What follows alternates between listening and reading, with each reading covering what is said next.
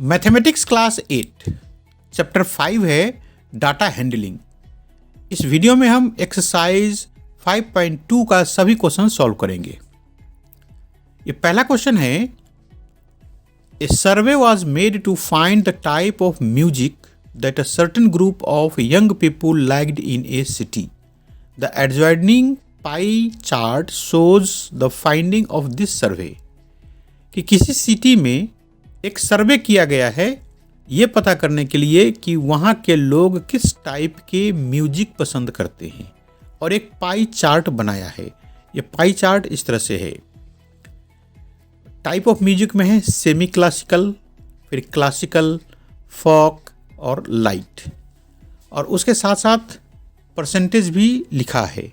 Semi classical में 20% लोग पसंद करते हैं, क्लासिकल 10% लोग, फोक म्यूजिक 30% लोग और लाइट म्यूजिक 40% लोग।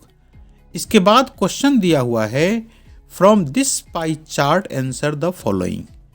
पहला question, if 20 people liked classical music, how many young people were served.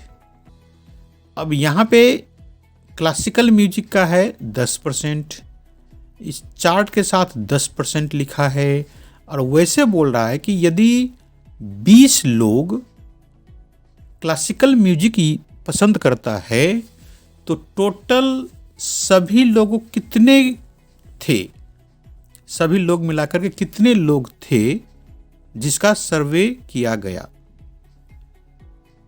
दूसरा क्वेश्चन है, which type of music is liked by the maximum number of people. कि ज़्यादा से ज़्यादा लोग किस टाइप के म्यूजिक पसंद करे। और थर्ड में है, if a cassette company were to make 1000 CDs, how many of each type would they make. और यदि एक कैसेट कंपनी जो CD बनाती है 1000 CD बनाएगी तो हर एक टाइप के कितने कितने CDs बनेंगे। अच्छा सा क्वेश्चन है। इसमें आपको परसेंटेज का भी नॉलेज होनी चाहिए। तो पहला काम ये करते हैं कि 10% इज इक्वल टू 20 पीपल। ये हमने कैसे लिखा, देखो क्लासिकल म्यूजिक से रिलेटेड एक क्वेश्चन है। क्लासिकल म्यूजिक 10% लोग पसंद करता है, और 20 लोग हैं जो क्लासिकल म्यूजिक पसंद किया। एक बार देखो, एक तरफ परसेंट में लिखा है 10% और दूसरी तरफ लोग है 20 पीपल। इसका मतलब 10% लोग इज इक्वल टू 20। अब हम इसको 100% में चेंज करेंगे तो 1% कितना हो जाएगा, 1% हो जाएगा। इसको 10 से डिवाइड कर दे तो 20/10, ये 0 0 करके 2, तो 100% कितना होगा, तो 2 × 100 इज इक्वल टू 200। देखो पहले 10% दिया हुआ था, हमने 1% पता कर लिया। जब 1% पता हो जाता है तो कितना भी पता कर सकते हैं। कितना का मतलब, जैसे 5 चाहिए तो 5 से मल्टीप्लाई कर दो उसको, 10 चाहिए तो 10 से, 7 चाहिए तो 7 से। हमें 100% चाहिए तो इसलिए हमने 1% की वैल्यू जो 2 आया है उसमें 100 से मल्टीप्लाई कर दिया, तो इधर हो गया 100%, उधर हो गया 2 × 100, इसका मतलब 200। तो टोटल कितने लोगों के ऊपर ये सर्वे किया गया था, तो 200। एक पार्ट का आंसर तो यही आ गया। फिर से इसको मैं बता देता हूँ, if 20 people liked classical music, how many young people were surveyed. यहाँ पे यंग पीपल इसलिए लिखा है कि वो सर्वे यंग पीपल के लिए ही किया गया था, तो इसलिए यंग पीपल के ज़्यादा कंफ्यूज होने की ज़रूरत नहीं है कि यंग पीपल क्यों लिखा हुआ है। ये सर्वे यंग पीपल के लिए ही किया था। तो पहले पार्ट का आंसर हो गया 200। अब है, which type of music is liked by the maximum number of people. तो इसमें देखो, सेमी क्लासिकल के लिए 20%, क्लासिकल के लिए 10%, फोक के है 30% और लाइट के है 40%।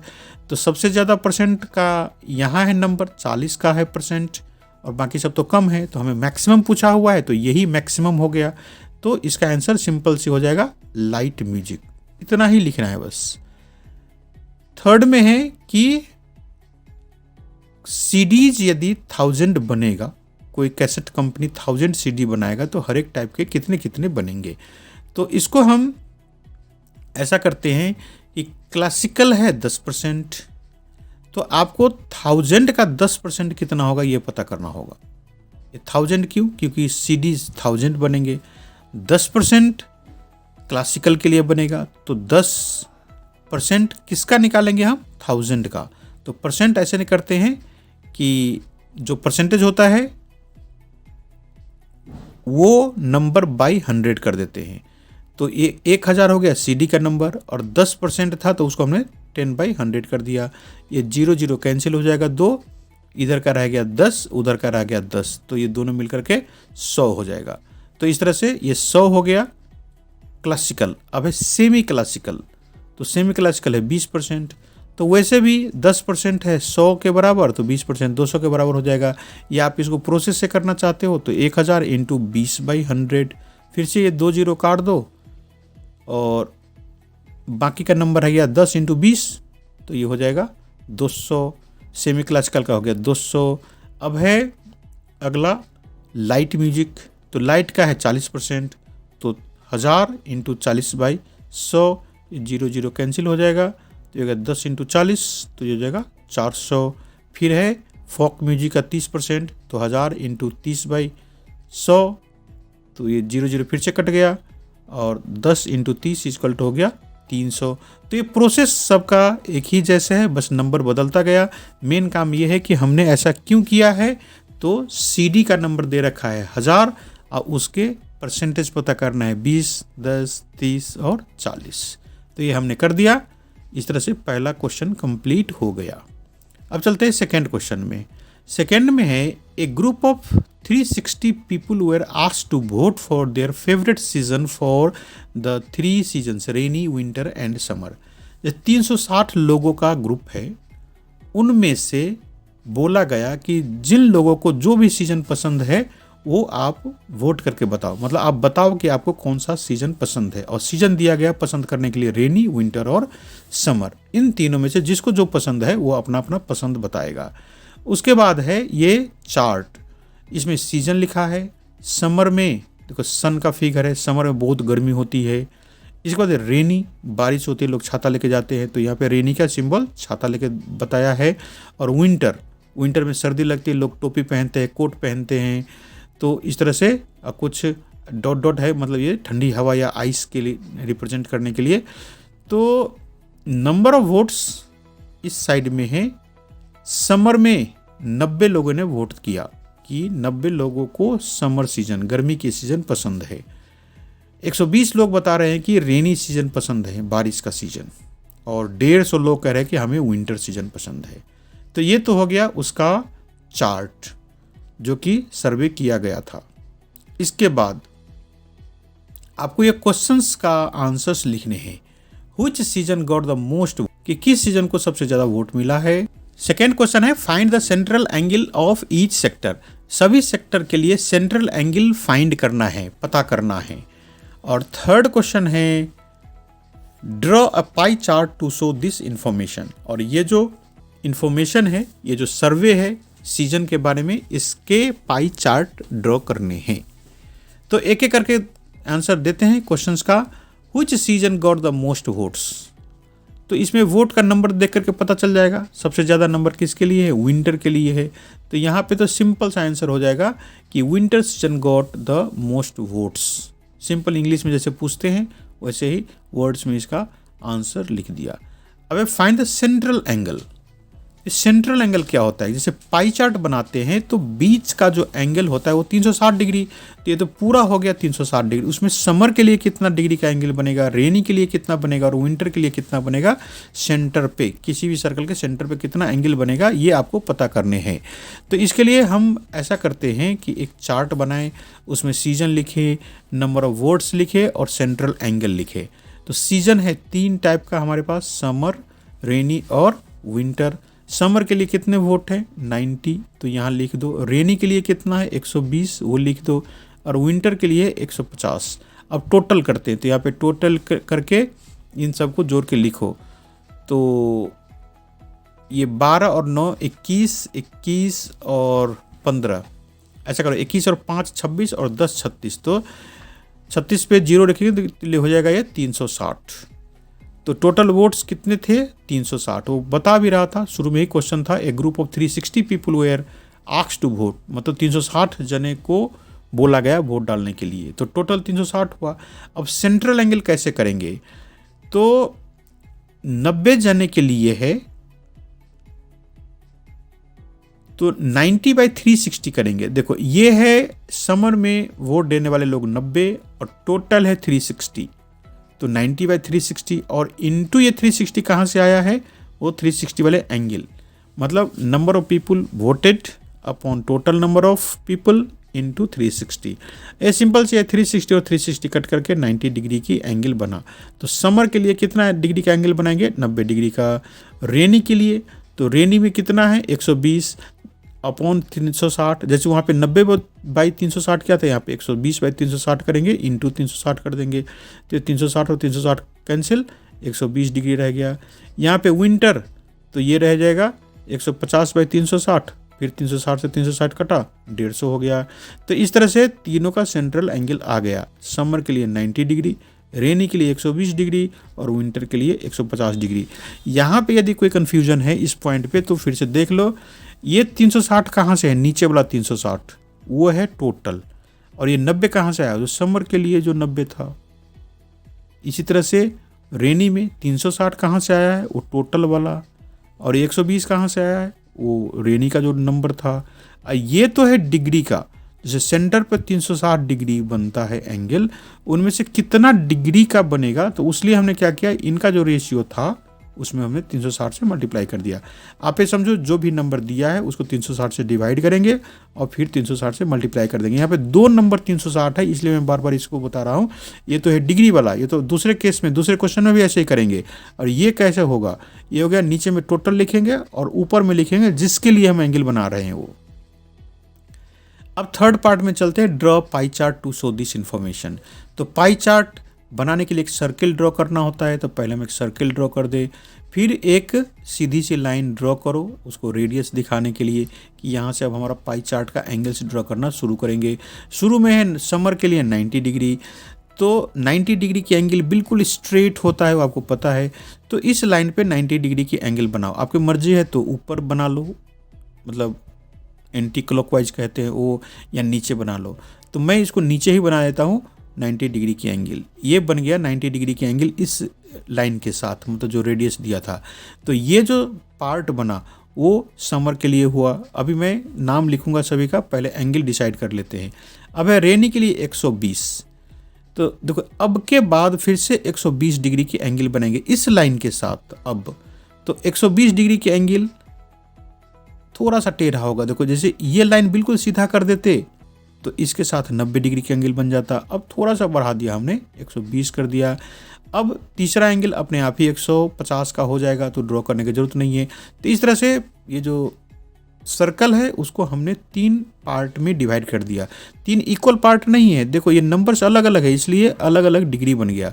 तो ये जो पहला जो पार्ट है वो हमारा रहेगा समर के लिए, ये जो दूसरा है हमारा ये हो रहेगा रेनी के लिए, और ये तीसरा जो सबसे ज़्यादा डिग्री का दिख रहा है, सबसे ज़्यादा खुला हुआ है, ज़्यादा चौड़ा कह लो, तो वो हो जाएगा हमारा विंटर के लिए। इस तरह से पाई चार्ट कंप्लीट हो गया।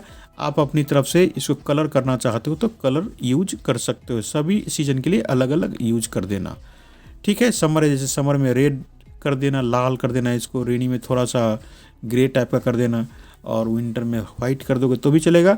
मैंने कलर यूज नहीं किया है, ये आपके ऊपर है कि कौन सा कलर इसको करना चाहते हो। नहीं भी करोगे तो भी थोड़ा थोड़ा डैश डैश कर देना पेंसिल से इसको। तो इस तरह से ये सेकेंड क्वेश्चन कंप्लीट हो गया। अब चलते हैं थर्ड क्वेश्चन पे। थर्ड में है, draw a pie chart showing the following information, the table shows the colours preferred by a group of people. अब यहाँ पे कलर पसंद के एक चार्ट दिया हुआ है। यहाँ कलर्स है 4 अलग अलग का, ब्लू, ग्रीन, रेड और येलो। ब्लू पसंद करने वाले लोग हैं 18, ग्रीन पसंद करने वाले 9, रेड वाले हैं 6 और येलो वाले हैं 3। मतलब जैसे कोई सर्वे किया, लोगों से पूछा टोटल लोग कितने थे 36, उसमें से 18 जने ये बोले कि मेरे को ब्लू कलर पसंद है, 9 जने बोले कि ग्रीन कलर पसंद है, 6 जने बोले मेरे को रेड कलर पसंद है, और 3 जने बोले कि मेरे को येलो या तो पीला कलर पसंद है। तो ये तो हो गया इन्फॉर्मेशन इस इसको बेसिस बना करके, मतलब इसके आधार पे हमें पाई चार्ट ड्रॉ करने हैं। तो पहले हम सेंट्रल एंगल फाइंड करेंगे। सेंट्रल एंगल कैसे फाइंड करते हैं, अभी क्वेश्चन नंबर 2 में किया था, उसको एक बार फिर से रिवाइज करते हैं। हमने एक चार्ट बना लिया, यहाँ पे कलर लिखेंगे, यहाँ पे नंबर ऑफ पीपल, फिर सेंट्रल एंगल के लिए हमें कैलकुलेशन करना होगा कि कितना डिग्री का सेंट्रल एंगल आएगा। तो कलर्स में एक एक करके भरे, पहला है ब्लू, वो लिख लो, फिर है ग्रीन, वो लिख लो, फिर है रेड, वो भी लिख दो, और लास्ट में है येलो। ब्लू वाले में है 18 जने, ग्रीन वाले में है, वहाँ से देख देख के मैं लिख रहा हूँ 9 जने, इधर रेड में है 6 तो यहाँ पे 6 लिख दो, येलो में है 3 तो यहाँ पे 3 लिख दो।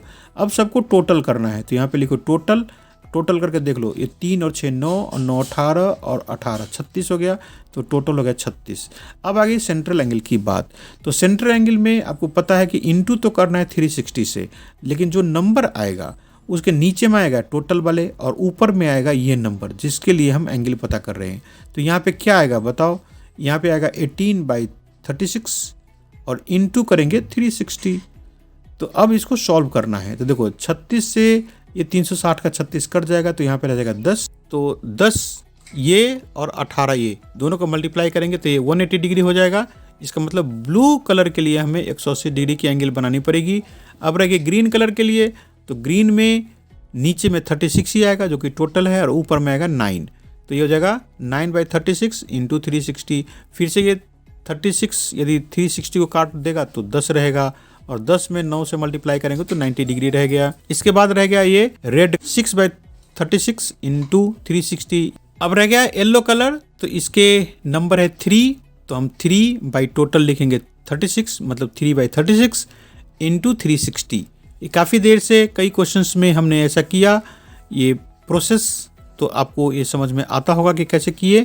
360 को हम काटेंगे 36 से तो 10 बचेगा, उस 10 को 3 से मल्टीप्लाई कर देंगे तो 30 डिग्री बचेगा। इस तरह से ये चारों ही कलर का सेंट्रल एंगल आ गया है। अब हम पाई चार्ट बनाएंगे। हमारा क्वेश्चन ही है ड्रॉ पाई चार्ट। तो पाई चार्ट बनाने के लिए हमें सेंट्रल एंगल की ज़रूरत होती है। तो पहले अब हम एक सर्कल ड्रॉ कर दे। तो ये सर्कल ड्रॉ हो गया, एक रेडियस ड्रॉ कर ले, मतलब बीच में एक लाइन दे देते हैं। उसके बाद जितने जितने डिग्री की एंगल है वो अपने दिमाग में रखो और कोशिश करो कि उतना ही एंगल वाला बन जाए, या नहीं तो आप डी की हेल्प लो जो प्रोटेक्टर होता है, उससे इस लाइन पे 180 डिग्री की एंगल बनाओ। तो 180 डिग्री की एंगल बिल्कुल सीधा सीधा होता है, बिना डी के भी काम चल जाएगा। पेंसिल लो और इस लाइन को बिल्कुल ही बढ़ा दो, 180 डिग्री का एंगल हो जाएगा। ऊपर में भी होगा 180 डिग्री, नीचे में भी होगा। आप किसी भी एक तरफ में वो ब्लू कलर के लिए जगह रख लो, फिर ग्रीन के लिए सोचेंगे। तो पहले 180 डिग्री की एंगल बनाओ, ये हमने बिल्कुल स्ट्रेट कर दिया, और हम ये सोच रहे हैं कि नीचे में ब्लू कलर के लिए जगह रखेंगे। अब रह गई बात ग्रीन कलर की। तो ग्रीन कलर का एंगल है 90 डिग्री। तो यहाँ से जो सेंटर पॉइंट है वहाँ से 90 डिग्री की एंगल बनाएंगे। देखो ये कोई भी सर्कल को यदि हम डिवाइड करते हैं तो 4 पार्ट में हर एक पार्ट 90 डिग्री का होता है। तो ये 90 का ये हो गया, 90 का ये हो गया, और ये 180 डिग्री का हो गया। तो ये पार्ट हमने ग्रीन के लिए रख लिया।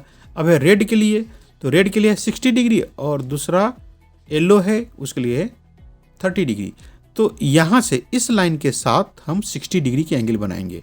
तो ये लाइन को रख के और हमने 60 डिग्री की एंगल बना दिया। ये काम आप डी से कर लेना। तो ये 4 कलर्स थे, चारों के लिए पार्ट हमने अलग अलग कर लिया, और यहाँ पे लिख दें पहला पार्ट ब्लू के लिए, ये वाला पार्ट ग्रीन के लिए, ये वाला पार्ट रेड के लिए, और ये वाला पार्ट येलो के लिए। इस तरह से हमारा पाई चार्ट कंप्लीट हो गया। यदि आप इसको कलर करना चाहते हो तो कलर कर लो, नहीं करना चाहते तो थोड़े थोड़े से डैश मार दो इसमें पेंसिल से, और ये आपका क्वेश्चन कंप्लीट हो गया। अब चलते हैं क्वेश्चन नंबर 4 पे। ये क्वेश्चन है the adjoining pie chart gives the marks scored in an examination by a student in Hindi, English, mathematics, social science and science. If the total marks obtained by the student were 540, answer the following questions. यहाँ पे किसी paper में, किसी examination में एक बच्चे का जो मार्क्स आया है उसका चार्ट है, पाई चार्ट है। ये चार्ट ये है, और इसमें सब्जेक्ट कौन कौन सा है, हिंदी है, इंग्लिश है, मैथ्स है, और सोशल साइंस और साइंस है। अब कौन सी सब्जेक्ट में कितने मार्क्स आया वो नहीं दिया हुआ है, सिर्फ ये दिया है कि टोटल मार्क्स मतलब पूरा पेपर 540 मार्क का हुआ था। इसके बाद आपको कुछ क्वेश्चंस के जवाब भी देने हैं। तो पहला क्वेश्चन है, in which subject did the student score 105 mark. Hint है, for 540 mark the central angle equal to 360, so for 105 mark what is the central angle. अब देखो बड़े मज़ेदार क्वेश्चन है, बहुत अच्छा क्वेश्चन है। यहाँ पे शुरू में सिर्फ सब्जेक्ट लिखा हुआ है और डिग्री लिखा हुआ है। जैसे मैथ का है 90 डिग्री, इंग्लिश का है 55 डिग्री, हिंदी का है 70 डिग्री, साइंस का 80 डिग्री और सोशल साइंस का है 65 डिग्री। अब हमें पूछ रहा है कि मार्क्स कितने हैं। पहला क्वेश्चन है कि इन which subject did the student score 105 mark. तो ये डिग्री देख करके कैसे मार्क्स पता चलेगा। ये पूछता कि मैथ्स में कितना डिग्री आया, तो ये बोल देते कि 90 डिग्री आया। साइंस में कितना आया, तो 80 डिग्री आया। तो ऐसा तो पूछा नहीं, बोला कि साइंस में कितने मार्क्स आए। तो उसके लिए एक छोटा सा काम दे रखा है कि टोटल मार्क्स कितने का है, सारा पेपर मिला करके पूरा एग्ज़ाम कितने मार्क्स का हुआ था, 540 का। और एक हिंट दे रखा है कि 540 मार्क्स का पेपर था, तो पूरा सेंट्रल एंगल का मतलब ये बीच का जो है एंगल पूरा वो 360 डिग्री है। तो कह रहा है कि 105 मार्क के लिए एंगल पता करो। तो उससे हमें पता चलेगा कि कौन से सब्जेक्ट में उतने डिग्री का एंगल बना, फिर बोल देंगे उस सब्जेक्ट में 105 मार्क्स आए। तो पहले हम सेंट्रल एंगल पता करें, उससे हमारी बात क्लियर होगी। तो प्रोसेस ये है कि for 540 marks the central angle is equal to 360। देखो ये पहला लाइन में इसलिए लिखा कि टोटल मार्क्स कितने का है पेपर, 540 का। तो पूरा मार्क्स है 540 और सेंट्रल एंगल कितना का है पूरा, तो 360 डिग्री का। अब हम यूनिटरी मेथड लगा रहे हैं, मतलब कि एक मार्क के लिए पता करेंगे। तो 540 के लिए था 360 डिग्री, तो एक मार्क के लिए कितना होगा, तो 360 बाई 540। अब हम यहाँ पे इस फ्रैक्शन को थोड़ा सा सिंप्लीफाई कर लेते हैं, क्योंकि 36 भी 18 का टेबल में आता है और 54 भी। तो इसको हम काट लेते हैं 180 से, तो ऊपर में आ जाएगा हमारा 2 और नीचे में 3। तो 360 बाई 540 कट होकर 2/3 रहा। इस तरह से 2/3 इस फ्रैक्शन का वैल्यू आया। तो 1 मार्क के लिए हमारा आ गया 2/3 और हमें चाहिए 105 मार्क के लिए एंगल पता करना है सेंट्रल। तो ये 2/3 इंटू 105। अब इसको सॉल्व करना है। तो 3 से ये 105 कटेगा, 35 हो जाएगा और 35 इंटू 2 रह गया, तो 35 इंटू 2 हो जाएगा 70। तो इस तरह से 70 डिग्री बना। तो जिस सब्जेक्ट में 70 डिग्री का एंगल है उसमें है मार्क 105। अब पता करो कि कौन सी सब्जेक्ट में 70 डिग्री का एंगल है। तो यही है, हिंदी में 70 डिग्री दिख रहा है। इसका मतलब है कि हिंदी सब्जेक्ट में उसका 105 डिग्री नहीं, 105 मार्क्स आया था। मतलब 70 डिग्री इज इक्वल टू हो गया 105। अब आपको ये कैसे पता चला, तो हमने टोटल मार्क जो था 540 उसके लिए हम 360 डिग्री लिख दिए थे। अब इस तरह से आपको एक तरीका पता है कि एक डिग्री से नंबर में कैसे शिफ्ट करेंगे इस इंफॉर्मेशन को। ये जो पाई चार्ट पढ़ने के तरीका कैसा होगा वो सिखाया गया है इस क्वेश्चन में। इसके सेकेंड पार्ट है क्वेश्चन का 4 का सेकेंड पार्ट है, how many more marks were obtained by the subject in mathematics than in Hindi. मतलब मैथमेटिक्स में ज़्यादा मार्क्स है और हिंदी में कम है, तो कितना ज़्यादा मार्क्स था मैथ में हिंदी से। अब यहाँ पे देखो डिग्री में, तो मैथ के लिए 90 डिग्री, हिंदी के लिए 70 डिग्री। तो वैसे ही पता चलता है कि मैथ में ज़्यादा मार्क्स है, तो कितना ज़्यादा है। तो इसके लिए हमें क्या करना होगा, हमें मैथ्स के मार्क्स पता करने होंगे और हिंदी के मार्क्स पता करने होंगे और दोनों को माइनस करेंगे। तो हिंदी का मार्क्स तो पहले पता चल गया था, 105 था। अब मैथ्स के मार्क्स पता कर लेते हैं। तो तरीका वही है कि for 360 degree central angle marks is equal to 540। तो हमें मैथ्स के 90 वाला चाहिए, तो पहले हम 1 का पता कर लेंगे, तो 540/360 हो जाएगा। और इसके बाद हमें ये थोड़ा सा सॉल्व भी कर दो इसको। ये हो गया 18×3 = मतलब 18 3 जा 54, और 0 तो कट गया, वैसे नीचे ऊपर 0 तो कट गया। ये 18 2 जा होता है 36, तो ये रह गया 3/2। तो इस तरह से 3/2 रह गया। और सेंट्रल एंगल है मैथ्स का 90 डिग्री का, तो 3/2 × 90, इसको 90 को 2 से काट दो तो 45 को हमें 3 से मल्टीप्लाई करना होगा, तो ये हो जाएगा 135। तो मैथ्स के मार्क्स आ गए 135, हिंदी के मार्क्स थे 105। अब इन दोनों को हमें माइनस करना होगा, marks in math minus marks in Hindi. तो ये हो गया 135 में से 105 को माइनस करेंगे तो 30 आ गया। तो इस तरह से मैथ में 30 मार्क्स ज़्यादा थे। यह हो गया आंसर।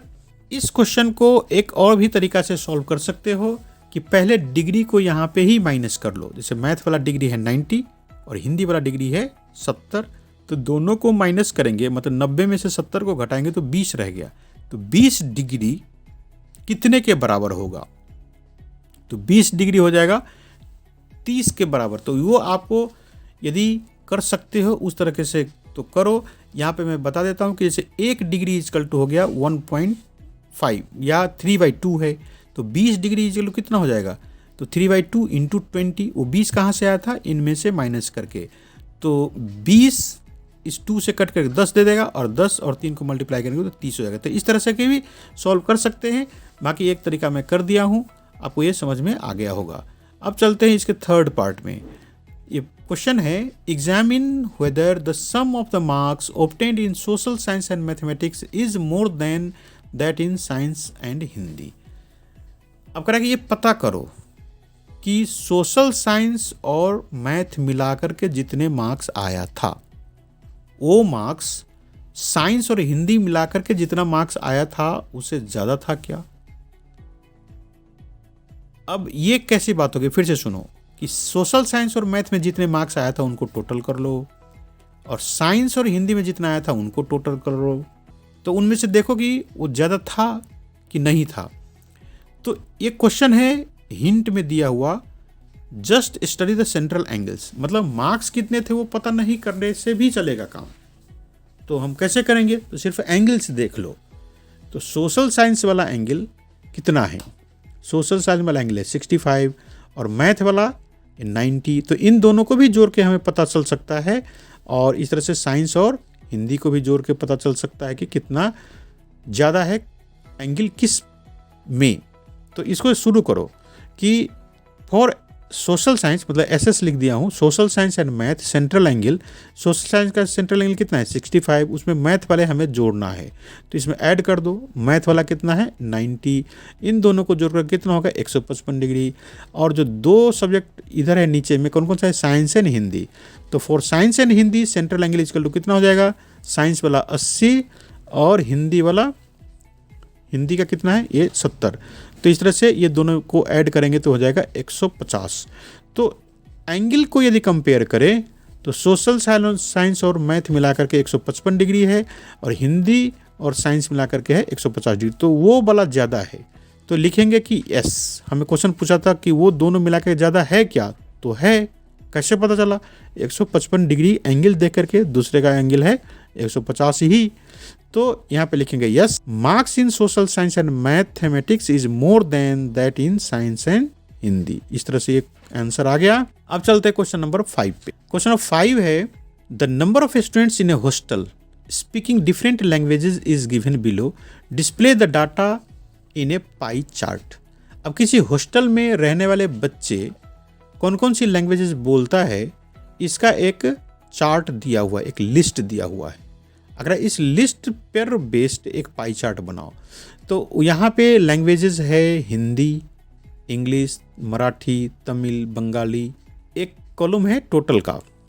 हिंदी बोलने वाले नंबर ऑफ स्टूडेंट्स है 40, इंग्लिश वाले हैं 12, मराठी वाले हैं 9, तमिल बोलने वाले लोग हैं 7 और बंगाली बोलने वाले 4, और सभी मिलाकर के टोटल नंबर ऑफ स्टूडेंट्स है 72। तो हमें पाई चार्ट ड्रॉ करने के लिए सेंट्रल एंगल चाहिए। तो कैसे करेंगे? पहले तो अब हम एक लिस्ट बना ले और उसमें सेंट्रल एंगल फाइंड करेंगे, सभी लैंग्वेजेस के लिए अलग अलग। सेंट्रल एंगल पता कर रहे हैं हम, तो इसके लिए एक तरीका तो ये है कि टोटल है 72 स्टूडेंट्स, उसको यूनिटरी मेथड से कर ले। तो यहाँ पे लिखेंगे हम 472 students, central angle equal to 360 degree. तो एक स्टूडेंट के लिए कितना हो जाएगा? 360/72। इसको हम डिवाइड करके देख सकते हैं कि कितना होगा। तो 360 को यदि हम 72 से डिवाइड कर दें तो ये आएगा 72 में 5 से मल्टीप्लाई करेंगे तो 360 हो जाएगा। तो इस तरह से ये 360 में 360 को माइनस करेंगे तो 0। तो ये वैल्यू आ जाएगा 5। 72 से हम 360 को यदि हम काट दें तो हमारे पास रह जाएगा 5।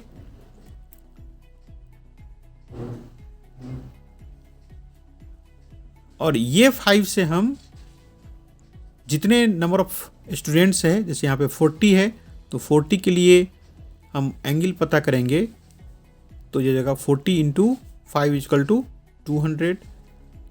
तो ये बात मैं फिर से बता देता हूँ कि 72 स्टूडेंट्स है तो सेंट्रल एंगल 360, एक रहेगा तो 5 डिग्री। हम ये बेस लेके चलेंगे कि एक स्टूडेंट के लिए 5 डिग्री की एंगल बना सेंटर पे। तो 40 है तो कितना? तो 40 × 5 200। या तो आप ऐसे यहाँ पे 200 लिख दो, या नहीं तो किसी को दूसरे मेथड से करना है तो ऊपर में लिखो 40 टोटल × 360, वैसे भी चल सकता है। तो 40 टोटल है 72 × 360 कर देंगे। तो यहाँ पे 72 से 360 को काट देंगे तो हमें मिलेगा 5, और इस 5 से 40 को मल्टीप्लाई कर दें तो ये हो जाएगा 200। तो इस तरह से 200 डिग्री का एंगल बना हिंदी के लिए। अब हम ये याद रखें कि एक स्टूडेंट के लिए 5 डिग्री का एंगल बनता है। तो 12 है तो 12 × 5 60 डिग्री। ये ज़्यादा कैलकुलेशन करने की जरूरत नहीं पड़ेगी यहाँ पे। अब यहाँ पे 9 है तो 9 × 5 = हो गया 45 डिग्री। तमिल में 7 स्टूडेंट है तो 7 × 5 तो 35 डिग्री। इधर बंगाली में 4 है तो 4 × 5 = 20 डिग्री। तो इस तरह से सभी लैंग्वेजेस वाला सेंट्रल एंगल आ गया। अब हम इसको पाई चार्ट में कन्वर्ट करेंगे। तो ये काम कैसे करते हैं पाई चार्ट बनाने का? तो एक हम सर्कल ड्रॉ कर देते हैं, फिर एक रेडियस खींच दो कहीं पे, और इसके बाद जो जो एंगल है वो ड्रॉ करते चलो। तो पहला है 200 डिग्री का, ये हिंदी वाले 200 डिग्री का एंगल है। तो यहाँ से 200 डिग्री के एंगल ड्रॉ करो। तो देखो, तो यदि इस लाइन को स्ट्रेट कर दे तो ये जगह 180, थोड़ा सा उससे ज़्यादा थोड़ा सा टेढ़ा कर दो तो 200 हो जाएगा। तो ये ऊपर में जाएगा, ये एंगल हो गया 200 डिग्री की मान लेते हैं। या आपको डी या प्रोटेक्टर से ड्रॉ करने का है तो वो ड्रॉ कर लो 200 डिग्री का। इसके बाद इस लाइन से 60 डिग्री के एंगल ड्रॉ करो। तो यहाँ से 60 डिग्री के एंगल ड्रॉ कर दिया। फिर अगला एंगल है 45 का, तो यहाँ से हम 45 का एंगल ड्रॉ कर देंगे इस पे। तो ये 45 का हो गया। फिर अगला है 35 का, तो ये भी 35 का ड्रॉ कर दो। तो अब जो बाकी रह जाएगा 20 डिग्री अपने आप ही बच जाएगा। अब सभी सेक्टर में, मतलब सभी जगह पे आप जो जो लैंग्वेज है वो लिखते चलो। इधर हो गया हिंदी, फिर अगला आएगा इंग्लिश का, इसमें आएगा मराठी का। वहाँ से लिस्ट देखते चलो कौन है मराठी के आगे। तमिल है, तमिल लिख दो। बंगाली है, लास्ट में लिख दो। तो इस तरह से हमारा पाई चार्ट कंप्लीट हो गया। इस चैप्टर में 5 क्वेश्चन थे, सभी हमने सॉल्व कर दिया। इस तरह से हमारा एक्सरसाइज 5.2 कंप्लीट हो गया।